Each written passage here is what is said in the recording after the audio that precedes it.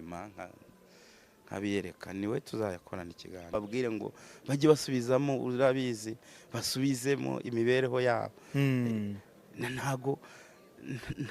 ntabwo bizabashimisha nibo bayobozi b'ejo kuba umuntu arimo kuyobora ikigo runaka cyangwa bakongera bakagaruramo bya bintu abanyamakuru birwamo bagira ngo bacuruze ibiriya byakagombye kuba wenda bavuga bati dore abana Ndimbati yihakanye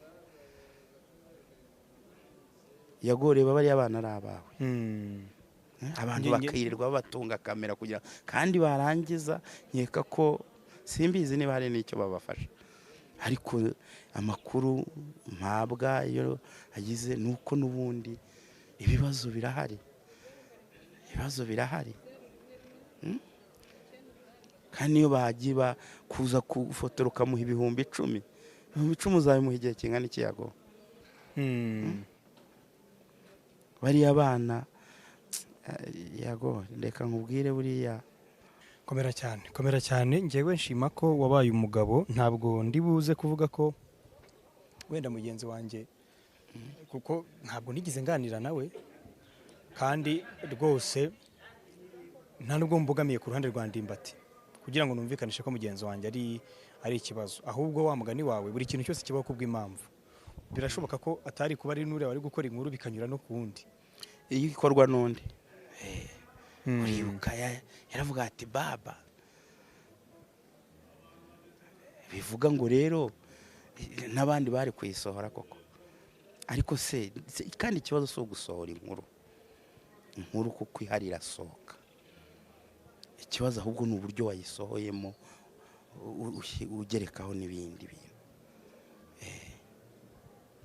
nibatireka dutegereze icyo inkiko zizanzura kandi ntekereza ko n'Imana ibirimo nk'uko wabivuze burya hari igihe Imana iguteza ibyago kugira ngo ikurinde ibindi byago birushijeho gukomera rero nari ndimo ngushimira mvuga ngo wabaye umuntu w'umugabo kwemera ko inda itavamo ubu umuntu w'umugabo wemera ko abana bavuka ubu umuntu w'umugabo nk'uko n'inkiko zabigaragaje ufasha abana mu buto bwabo kugera kuri iriya myaka bari bamaze kugira ubu umuntu w'umugabo no kwemera ko hari ibyo wakoze ukaba uri na hano ibyo nabyo ntabwo bishoborwa n'abantu bose ntabwo bishoborwa n'abantu bose n'uyu munsi kandi ukaba uri umuntu w'umugabo ufata mikoro ukavuga uti ibyabaye byarabaye ndi hano ariko sinifuriza undi mugabo mugenzi wanjye kuba hano hantu ngewe ndagushimiye hanyuma reka dutegereze ibyo urukiko ruzanzura kandi nkubwire ngo kuraje nakunze ko urakoze cyane ubona ko nyine ntabwo wacitse intege urakomeye nta nubwo nzacika intege wariyakiriye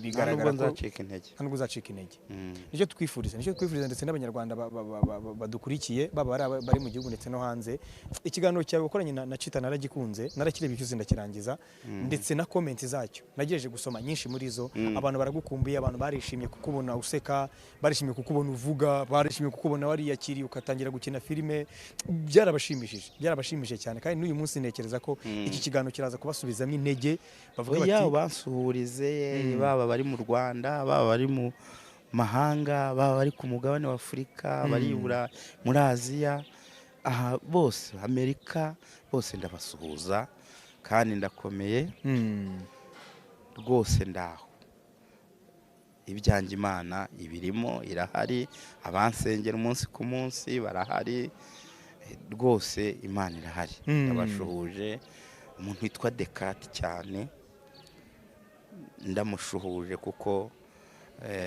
urabizi ko ubundi bajya bavuga ko nawe ajya muri byacitse yego ariko ndamushimira ko nawe hari umusanzu we yatanze mu kugaragaza bimwe na bimwe ndetse n'abandi bose ndabashimira cyane hanyuma tugana ku musozo mperutse kuganira na Mama Sava mubaza kuri wowe mubaza ni icyuho Ndimbati yatewe muri filime ni icyo kimeze gute aravuga ati ni icyuho tutabonera igisobanuro avuga ati byewe by'umwihariko kugezana n'ubu sindakira ko Ndimbati afunzwe ngewe ku giti cyanjye ari we Mama Sava ati sindabyakira Ndimbati niwe muntu nari mfite muri showbiz muri sinema nabwiraga ko ndwaye akangeraho akanjyana mu bitaro akanjyana kwa muganga namubwira ko mfite ikibazo cy'amafaranga 10,000 agahita yampa. Ndimbati niwe muntu wanyumvaga, byarangoye kubyakira kugeza na n'uyu munsi. Uwo nagira ngo nanakugezeho intashyo ze, nubwo wenda aciye nk'icyumweru cyangwa biri tuganiriye, ariko yarambwiye ati ngewe ngize n'amahirwe yo kubona Ndimbati gutya basi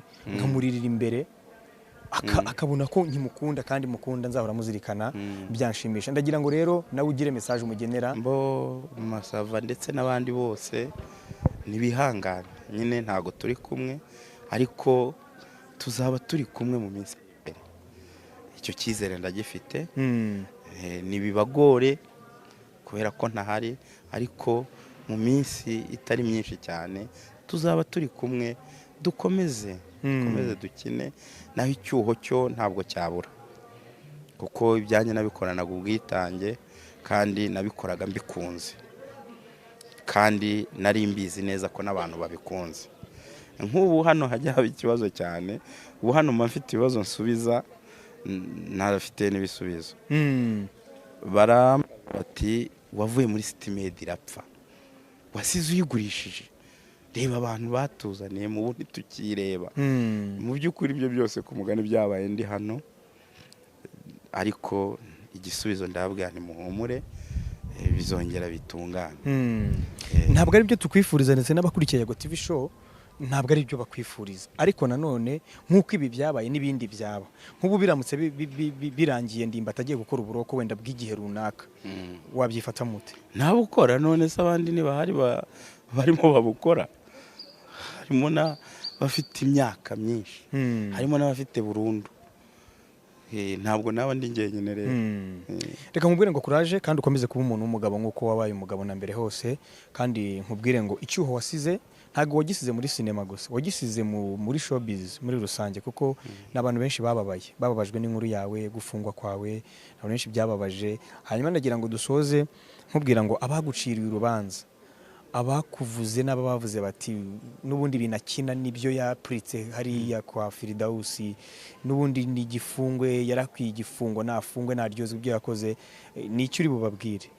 Mbo nababwira ngo ubundi nababwira ngo agasozi kabi ntawe ugasigaho inshuti. Abantu rero bakwiriye kuvuga baziga, kuko njyewe ni njyewe, nabo nibo. Buriya rero iminsi mibi ntabwo wicuraho inshuti. Uvuga rero ibyo yivugira akwiriye kwitonda, kuko ntazi urubanza nyirizina, ntazi nyirabayazana ya biriya bintu. Yakagombye kureba agashyira no mu nyurabwenge, akareba, agatekereza kabiri.